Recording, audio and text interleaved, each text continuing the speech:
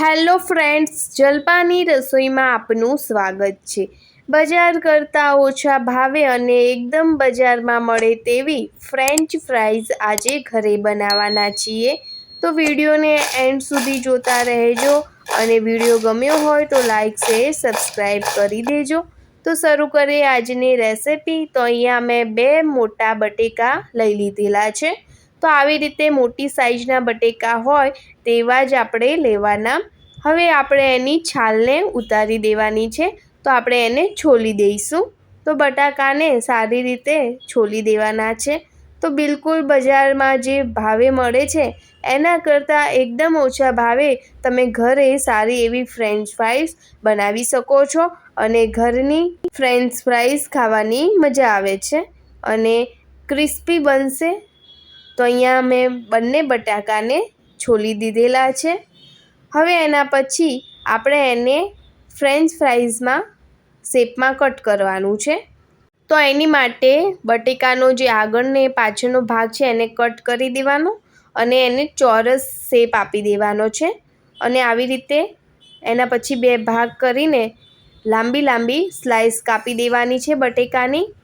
તો તમે જે મશીન આવે છે ફ્રેન્ચ ફ્રાઈઝનું એમાં પણ એને કટ કરી શકો છો। મારી પાસે એ છે ને એટલે મેં ચપ્પા વડે જ એને કટ કરી દીધેલી છે। તો આવી રીતે આપણે ફ્રેન્ચ ફ્રાઈઝને કટ કરી લેવાની। એકદમ પતલી કરવાની નથી, થોડી જાડી રાખવાની છે કારણ કે જ્યારે તળશું એટલા માટે એને થોડી જાડી રાખવાની। તો આવી રીતે આપણે કટ કરી દેવાની છે અને મોટા બટેકા હશે તો ફ્રેન્ચ ફ્રાઈઝ જે કટ થશે એ બહુ જ સરસ એવું થશે। એટલે મોટા જ બટેકા હોય એવા જ લેવાના। તો અહીંયા મેં બધી જ ફ્રેન્ચ ફ્રાઈઝ કટ કરી દીધેલી છે। હવે એના પછી એક કડાઈમાં કે એક મોટું વાસણમાં આપણે પાણી લઈ લેવાનું છે। તો અહીંયા મેં 2 ગ્લાસ જેવું પાણી લીધેલું છે। એના પછી થોડું મીઠું એડ કરી અને મિક્સ કરી દઈશું અને આપણે એમાં ફ્રેન્ચ ફ્રાઈઝ નાખી દેવાની છે। તો ફ્રેન્ચ ફ્રાઈઝ બનાવવા માટે સૌપ્રથમ આપણે આવી રીતે થોડીવાર માટે ઉકળતા પાણીમાં ફ્રેન્ચ ફ્રાઈઝને રાખી દેવાની અને જે આ ચિપ્સ છે એને મેં 2 પાણીએ સારી રીતે ધોઈ લીધેલી હતી। તો થોડીવાર માટે ઉકળવા દઈશું અને બટેકાની જે ચિપ્સ છે એને એકદમ બાફવા નથી દેવાની, અધકચરી જે બફાય તેવી કરવાની છે। એટલે ખાસ ધ્યાન રાખવાનું કે વધારે બફાઈ ના જાય। તો અહીંયા આપણી અધકચરી બફાઈ ગઈ છે। હવે આપણે તરત જ એને ઠંડા પાણીમાં લઈ લેવાની છે।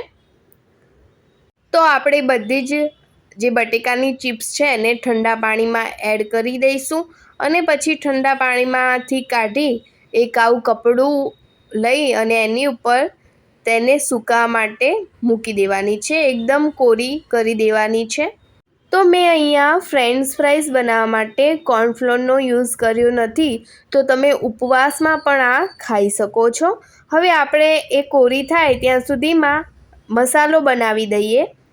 તો અહીંયા અડધી ચમચી લાલ મરચું પાવડર, થોડું ધાણા જીરું અને સ્વાદ મુજબ મીઠું એડ કરી સારું એવું મિક્સ કરી દેવાનું છે।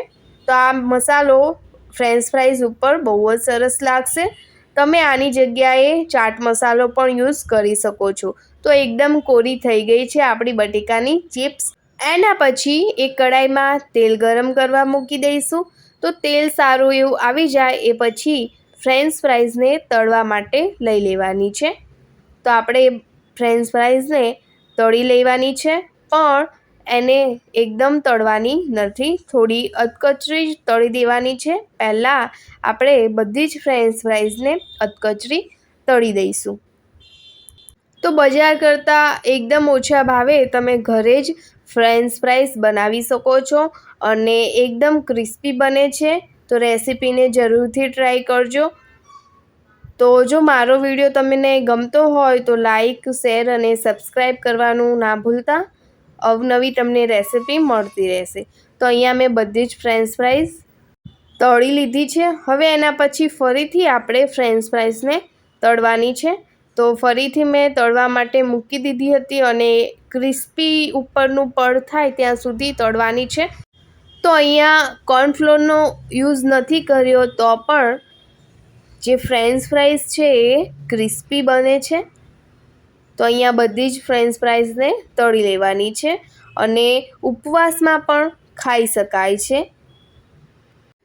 જો ઉપવાસ હોય તો તમે આવી રીતે ફ્રેન્ચ ફ્રાઈઝ બનાવી અને ફરાળમાં લઈ શકો છો. તો બસ આવી રીતે જ મીડિયમ ફ્લેમ ઉપર ફ્રેન્ચ ફ્રાઈઝને તળવા દેવાની છે અને એકદમ ગોલ્ડન બ્રાઉન કલરની નથી થવા દેવાની. તમે જોઈ શકો છો કે આપણી ફ્રેન્ચ ફ્રાઈઝ એકદમ રેડી થઈ ગઈ છે. હવે આપણે એક બાઉલમાં લઈ લઈશું. તો સરસ મજાની અહીંયા ફ્રેન્ચ ફ્રાઈઝ બની ગઈ છે. તો તૈયાર છે આપણી ફ્રેન્ચ ફ્રાઈઝ.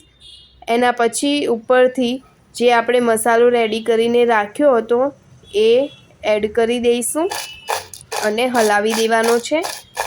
તો અવાજ પરથી જ ખબર પડી જાય કે ફ્રેન્ચ ફ્રાઈઝ એકદમ ક્રિસ્પી અને સરસ બની છે. તો તમે આને કેચઅપ સાથે સર્વ કરી શકો છો. તો રેસિપી ગમી હોય તો વિડીયોને લાઇક શેર અને કોમેન્ટ જરૂરથી કરજો. અને જો મારી ચેનલમાં નવા આવ્યા હોય તો સબસ્ક્રાઈબ કરવાનું ના ભૂલતા. અવનવી રેસિપી મળતી રહેશે.